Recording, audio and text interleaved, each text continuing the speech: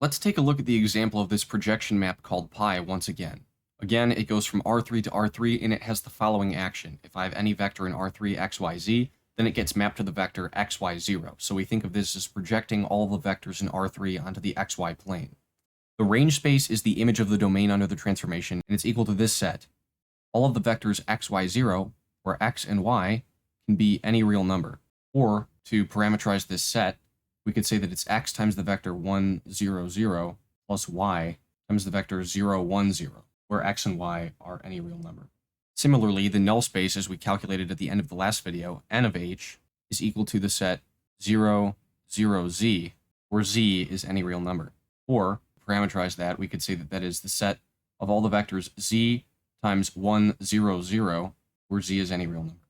You'll notice this is a transformation of rank 2 because the range space is two-dimensional. We have two parameters, and you can see once we actually parameterize it, we have two terms, and so there are 2 degrees of freedom. This spans a plane, particularly the xy plane, which we visualized in the last video as being the range space. And it also has nullity 1, because the null space is one-dimensional. I just have one parameter right here. So here we have the map's action. Remember, the domain and codomain are the same, which is why I can draw them on top of each other like this. So if this is the codomain, then this is the range space within the codomain, and it has rank 2, and that's the xy plane that all the vectors in space, say like this vector in R3, for example, get projected down onto.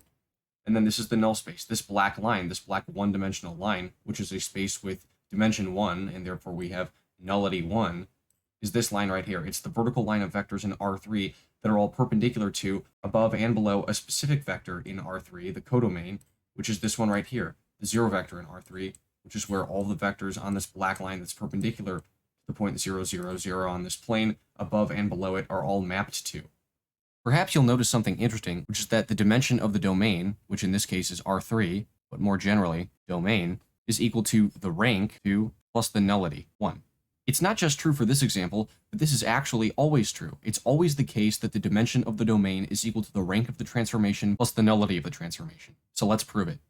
Lemma number 3, and this says that a linear map's nullity plus its rank is the dimension of the domain. So let's say the linear map or homomorphism that we're talking about is H, and it goes from V to W, and I'm going to let this set Bn, which is equal to the vectors B1 all the way to Bk, be a basis for the null space, which is n of H.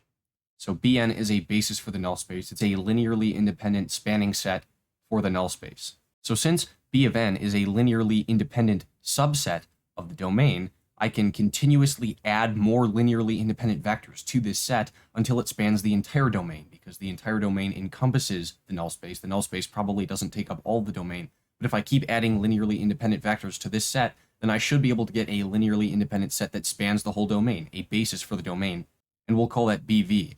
And we'll say that BV is equal to all the vectors from the original set, B1 all the way to Bk, and then we add more. We have Bk plus 1 all the way to Bn. So this is an n-dimensional domain because I have n many basis vectors. And what I'm going to assert is that if I define a new set called Br, and I say that that is H applied to Bk plus 1 all the way to H applied to Bn, that that is a basis for the range space. That's what we're asking. And notice that this candidate basis for the range space, we're not sure, it's a candidate, and we're going to try to prove that, is H applied to all of these extra linearly independent vectors, Bk plus 1 all the way to Bn, that we added to the original basis for the null space in order to make it a basis for the whole domain. And in order to prove that this set is a basis for the range space, we're going to do our typical basis proof. We'll first show that it's a linearly independent set, and then we'll show that it spans the range. So first we'll show linear independence. So if my range basis vectors are linearly independent, then when I construct this relationship, 0 in the range is equal to some linear combination of the range basis vectors, ck plus 1 times h of bk plus 1 all the way to plus cn times h of bn, then the only relationship of this kind that could exist and work would be when each of the c's are equal to 0. Or in other words, the trivial relationship. So we know that some relationship of this kind exists. We just need to show that the one and only relationship is the trivial one, and that way this would be a linearly independent set of vectors.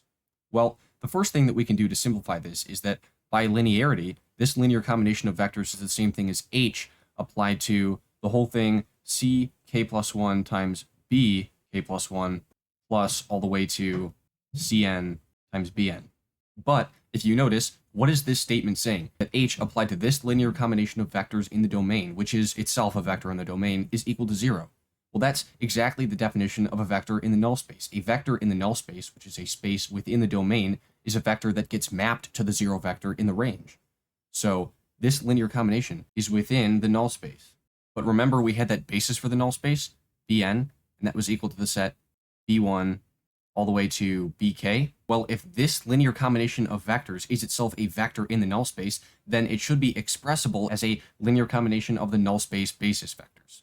So some linear combination of the null space basis vectors is equal to this above linear combination of these other vectors, ck plus 1 times bk plus 1 plus the way to cn bn. And you'll notice this is a linear relationship just among the vectors b1 to bk all the way to bn, and those were the vectors that made up the entire domain basis BV exactly. And therefore, if I have a linear relationship among just those vectors, then the only one of that kind that can exist would be the trivial relationship. Just imagine subtracting all of the ck plus 1 to cn terms from the right-hand side to the left-hand side, and then you would get that some linear combination of all those vectors is equal to 0. So we know that every ci is equal to 0.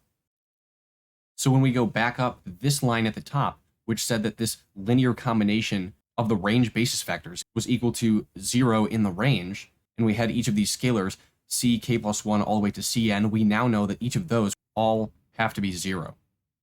So the second and final thing that we have to show to demonstrate that BR is a basis for the range space is that the span of that set, which we already verified is linearly independent, is in fact the range space of H. Well, let's take any member of the range space, and let's call that H of V. That's the same thing as H applied to a linear combination of the domain basis vectors. We already established those are the vectors of the set BV. And so that's some linear combination C1 times B1 plus all the way to CK times BK plus CK plus 1 BK plus 1 plus all the way to finally CN times BN. And by linearity, I can just distribute the application of H to all of these terms. But remember, B1, B2, all the way to BK, these first K basis vectors of the domain are all also the null space basis vectors. And so they are vectors of the null space, and therefore when I apply the map H to all of these first K domain basis vectors, that's going to evaluate to 0 in the range. All of these terms are going to go to 0.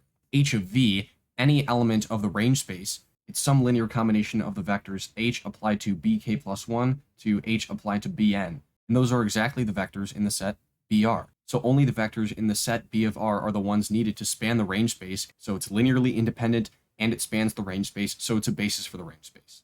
What we went out and proved just now was not just what the range space basis would look like, but specifically we showed that we have a basis for the null space with k many elements, and we have a basis for the whole domain with n many elements. And what I'm showing is that the basis for the range space, BR, the size of that basis is equal to n minus k. And so the dimension of the range space, or the rank, is n minus k. And we already know that the nullity, we already know from the null space basis that the nullity is k, because there are k many basis vectors for the null space.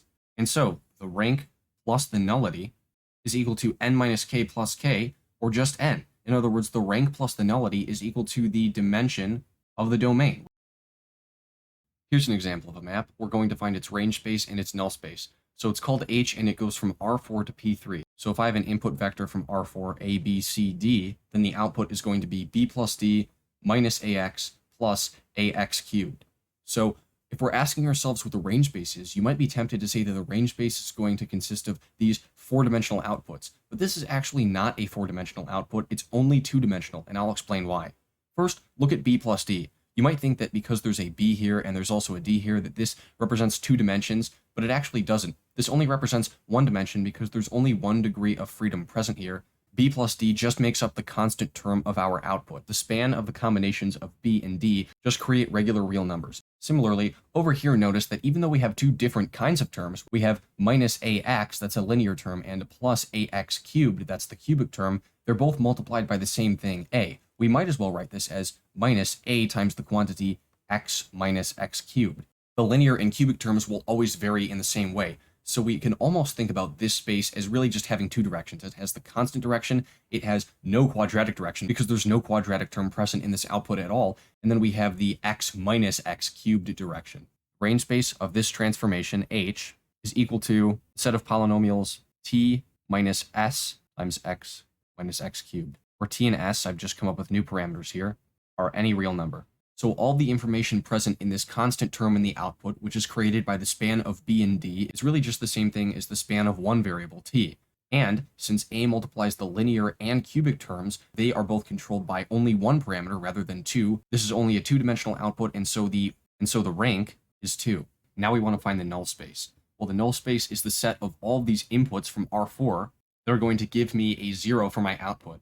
You'll notice there's no c present in this output up here. I mean, it's b plus d minus ax plus ax cubed. So it really does not matter what c is. C is free to vary. So immediately we can just say that c can be any real number in our null space. Secondly, we know that to get rid of the linear and cubic terms, the input variable that multiplies them, a, needs to be 0. Finally, I need to make this constant term 0. B needs to equal negative d. So the null space of h is equal to the set of all the vectors 0, a needs to equal 0, b, c, and negative b instead of d, because d is just equal to negative b, such that b and c vary as any real number. And that's the null space.